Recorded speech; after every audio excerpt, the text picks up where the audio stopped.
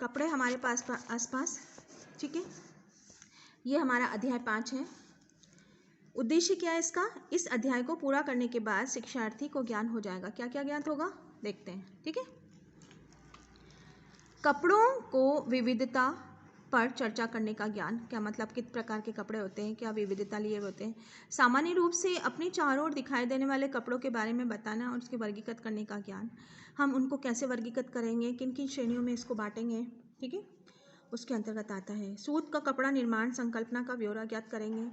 कपड़ों के प्रत्येक समूह की विशेषता बताने का ज्ञान करेंगे। विशिष्ट उपयोग हेतु वस्त्र उत्पादों की सोच समझ का चयन का ज्ञान करेंगे। हम उत्पादन जो विभिन्न वस्त्र हो रहे हैं सोच समझ कर हम उसका चयन करें, उसके बारे में हम पढ़ेंगे। अब पाठ योजना के तहत पहली चीज़ आ रही है परिचय।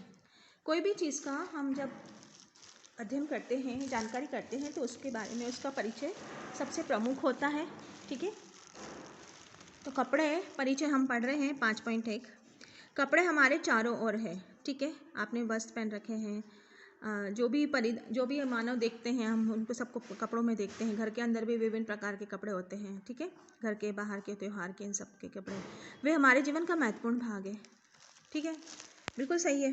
कपड़े आराम और ऊर्जा प्रदान करते हैं, बिल्कुल सही है। इसमें विभिन्न रंग, सजावट, शैलियाँ और बुनावट होती है।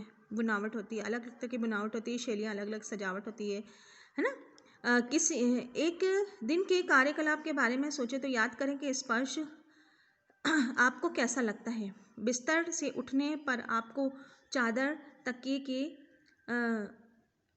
लिहाफ करने ही होते हैं, मतलब उसको तकिया एक व्यवस्थित करके रखना होता है जब आप उठते हैं। तो ये सब जब आप स्कूल के लिए तैयार होते हैं तो नहाने के बाद तौलिए का उपयोग करते हैं।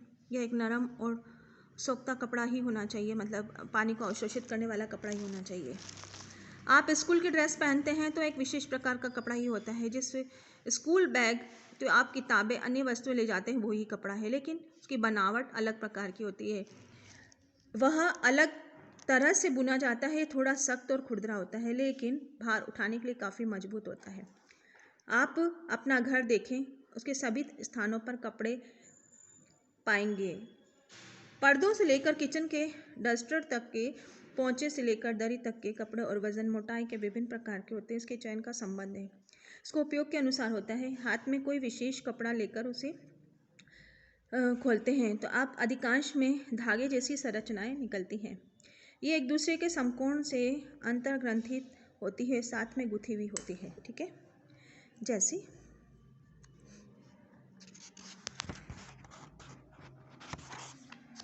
ये इस तरह की संरचना होती है, गुथी हुई होती है, हम देखते हैं जनरली, है ना। ये इसे देखिए, ये ऐसे रेशे निकले हुए रहते हैं, इसे गुथी हुई रहती है। ऊनी कार्डिगन और टी शर्ट में होते हैं, उनमें गांठें बंधी हुई होती है, जैसे जाल और लेस में होती है, उन्हें सूत कहा जाता है।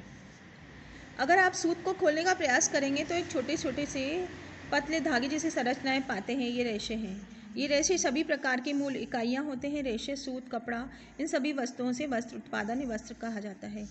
एक बार तैयार होने के बाद आप कई बार कपड़े को संसाधित किया जाता है। संसाधित करने के बाद ही उनकी बनावट सुधार आता है। सफाई, चमकाना, रंग करना अथवा एक कपड़े का अधिक चमकीला बना देता है और उसके स्पर्श की गुणवत्ता को बढ़ा देता है। इससे टिकाऊपन बना रहता है। परिष्करण, फिनिशिंग कहा जाता है। आजकल बाजार में कई प्रकार के कपड़े उपलब्ध हैं और प्रत्येक की अलग अलग उपयोगिता है। प्रयोग किए जाने वाले कपड़े कैसा होगा, इसका अनुरक्षण कैसे किया जाएगा, रेशा, सूत, कपड़ा, परिष्करण जैसे विभिन्न कारकों पर निर्भर करता है। अब हम क्रियाकलाप के बारे में बात कर लेते हैं बच्चों, ठीक है। क्रियाकलाप 1, घर, दर्जी दुकान, कपड़े की दुकान अथवा मित्रों से विभिन्न प्रकार के कपड़े, फैब्रिक के नमूने एकत्रित करके उन कपड़ों का नाम लिखें। ये आपके उसमें प्रैक्टिकल फाइल के अंदर आपको करना है, ठीक है। आपके पास में कोई कपड़े की दुकान होगी, दर्जी की दुकान होगी, वहाँ कपड़ा सिलता है टेलर, वहाँ से छोटे छोटे कपड़े लेके आना और उस कपड़ों के नाम आप उससे पूछना कि ये क्या कपड़ा है, ठीक है, कौन सा फैब्रिक है ये, ठीक है। तो हमने ये इसके बारे में पढ़ा।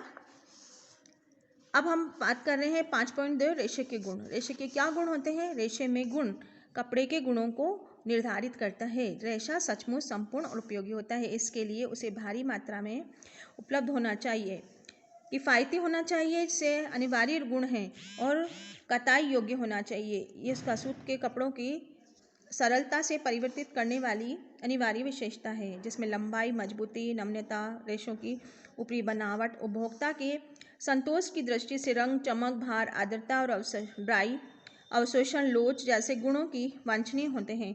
कपड़े की देखभाल और अनुरक्षण के प्रभावित करने वाले कारक जैसे कि अपघर्षण, प्रतिरोधन क्षमता, रसायन, साबुन, डिटर्जेंट, ताप आदि का प्रभाव, जैविक जीवों के प्रतिरोधक क्षमता भी उपभोक्ता के लिए महत्वपूर्ण है। तो हमने ये रेशे के गुण पढ़े।